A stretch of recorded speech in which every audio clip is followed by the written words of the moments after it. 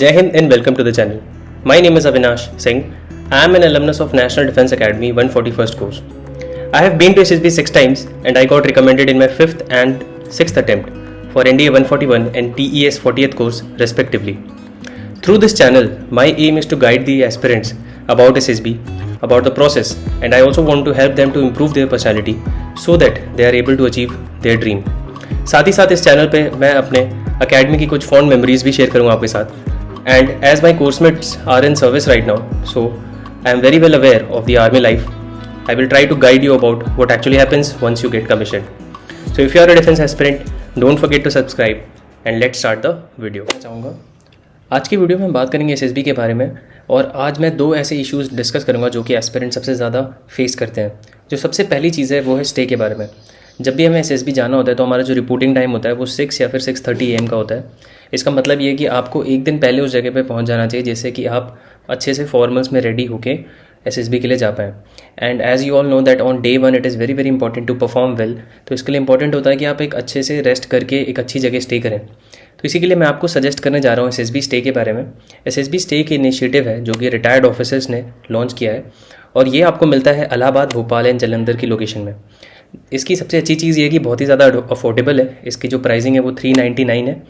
And you will get to meet the group of people who have their SSB only. तो मतलब ये जगह सिर्फ एसएसबी एस्पिरेंट्स के लिए, जो भी बच्चे एसएसबी के लिए आते हैं सिर्फ वही यहाँ पे रुकते हैं इन डॉम्स में.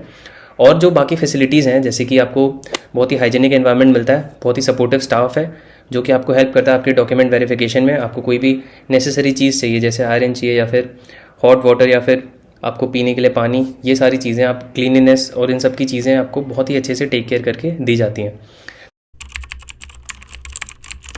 It is very close to the SSB centre. 250 metre 100 metre इस डिस्टेंस पे आपको ये मिलेगा. तो इससे आपका टाइम सेव होता है. अगर आप यहाँ पे जाना चाहते हैं तो अपने स्लॉट बुक कर सकते हैं. और एसएसबी स्टे के बारे में अगर आपको और पता करना है तो आप ssbstay.in पर जाइए और आपको सारी डिटेल्स वहाँ पे मिल जाएंगी.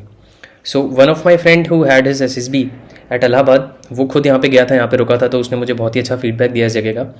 बिकॉज दो प्रॉब्लम्स हैं जो स्टूडेंट्स फेस करते हैं when they reach any SSB centre. तो रिक्शा ड्राइवर्स आपको मैनिपुलेट करते हैं बिकॉज उनको कमीशन मिलता है होटल में ले जाने के लिए आपको.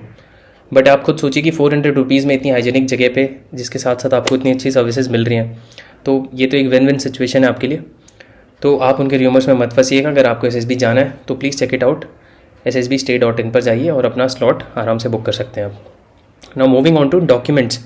डॉक्यूमेंट जो है वो बहुत ज़्यादा इंपॉर्टेंट है अगर आप किसी भी एंट्री के लिए जा रहे हैं. तो इसके लिए सबसे पहली चीज़ जो है, अगर आप किसी भी +2 एंट्री पे जाते हैं तो हमेशा आपके पास अपना 10th का passing certificate and marksheet, 12th का पासिंग सर्टिफिकेट एंड 12th की मार्कशीट होनी चाहिए. This is must have documents if you are going for any +2 entry. +2 entry से मेरा मतलब है NDA, TES और नेवी टेक एंट्री स्कीम. अब यहाँ पे जो बच्चे अपीयरिंग होते हैं NDA अपीयरिंग में, अगर आप SSB जा रहे हैं तो आपके पास 10th की ही मार्कशीट और पासिंग सर्टिफिकेट होगा. आपके पास 11th की मार्कशीट होगी बट आपके पास 12th की मार्कशीट एंड पासिंग सर्टिफिकेट नहीं होगा. तो उस केस में आपको बोनाफाइड सर्टिफिकेट कैरी करना पड़ता है. उसके बारे में डिटेल में आपको SSB मेल कर देती है कि आपको कैसा सर्टिफिकेट साइन करवा के लेके आना है स्कूल से.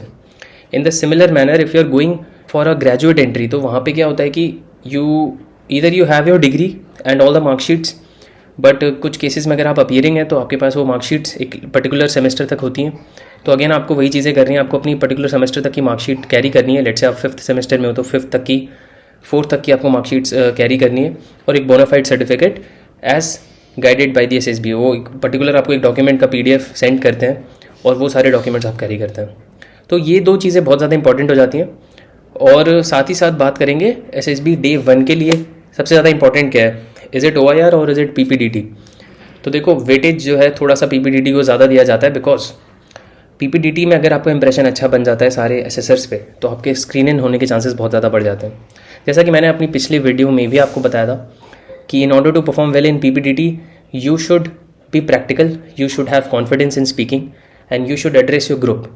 जब भी GD शुरू होता है, जैसी ग्रुप डिस्कशन शुरू होता है, उस टाइम आपको अपना बेस्ट देना है कि आप उस GD का पार्ट बन सकें. ऐसा नहीं है कि सब बोल रहे हो और उसी भीड़ में आपने भी बोल दिया. When you are speaking others should listen to you. You should be confident enough, your voice should be loud enough. तो ये चीज़ें आपको प्रैक्टिस करना बहुत ज़्यादा ज़रूरी है. और नेक्स्ट वीडियो में बात करेंगे कि स्टोरी कैसे लिखनी चाहिए. तो मैंने एक वीडियो इस पर ऑलरेडी डाल रखी है. बाकी वीडियो के लिए can stay tuned. So don't forget to check it out SSB stay के बारे में, जिसकी सारी डिटेल्स आपको डिस्क्रिप्शन में मिल जाएंगी. थैंक यू एंड जय हिंद।